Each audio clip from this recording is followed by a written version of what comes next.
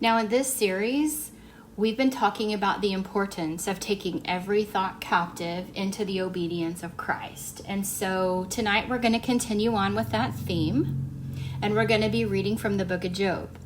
And what I want to focus on are Job's friends and their interactions with Job and what was motivating their behavior. So if you recall, Job is experiencing tremendous suffering. And when the friends arrive on the scene, they are so overwhelmed by the sight of him. The Bible tells us they literally sat in silence for 7 days and 7 nights. And you can probably understand this. You've probably experienced a time in your life when a friend or a loved one was going through a tough time and you had no words to offer for comfort. But what you could do was offer your presence. You could sit there and be present with them. And that is wisely what Job's friends were doing at the beginning of this. However, we know as the text continues, that's not what they continue to do. Eventually, we see them taking turns offering their insights into Job's situation.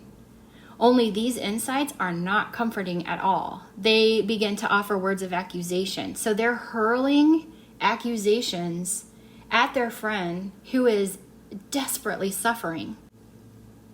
And we know that they're wrong. Their assessment of Job's situation is wrong. And we know this because near the end of the book, God rebukes them. Have you ever heard that saying, don't be a Job's comforter? Well, this text is exactly where that saying comes from. It's that shift that they did from comfort, a desire to comfort, into accusation.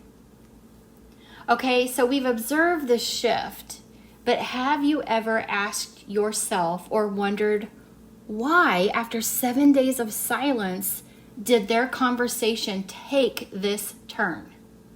I mean, the text clearly says their desire and intentions were to sympathize and comfort. So what happened to change that? Well, in chapter 3, we see Job, and he is just lamenting. And then all of a sudden, in chapter 4, Eliphaz breaks the silence, and he starts bringing these accusations. And it seems really strange. And you wonder, where did this come from? And we don't have to wonder very long, because if we continue reading in the text, he tells us where it came from. And that's the part I want to pick up with right here. So Job chapter 4, starting at verse 12, this is what it says. A word was secretly brought to me. My ears caught a whisper of it. Amid disquieting dreams in the night, with deep sleep falls on people. Fear and trembling seized me and made all my bones shake. A spirit glided past my face, and the hair on my body stood on end. It stopped, but I couldn't tell what it was. A form stood before my eyes, and I heard a hushed voice. Can a mortal be more righteous than God? Can even a strong man be more pure than his maker? So boom, there you have it, folks. This is the moment that it all started. This is where the seeds of accusation were planted. And these are the thoughts that informed Eliphaz's comments. And honestly, it just devolves from here. The other 3 guys, they jump in on it and they start riffing off of Eliphaz's line of thinking. And instead of comforting their friend, they are actually harming him. They are increasing his distress in these moments.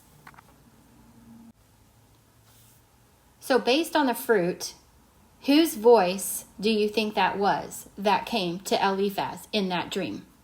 That voice that produced fear and trembling and made his hair stand up.